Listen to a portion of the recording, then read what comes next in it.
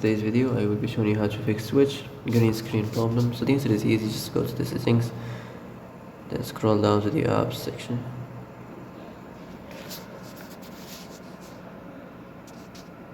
and then go to the search and search Switch, and then go to the storage, and here you will find this clear cache option. Click on it. Now you can go check it if it worked, and if it didn't you can try to restart your phone or turn the Wi-Fi off and on, or the Bluetooth or the airplane mode. Also you can try to clear data, but be careful. If you clear data, all these applications data will be deleted. This includes all files, the settings, the accounts, the databases, etc. So be careful if you want to clear your data.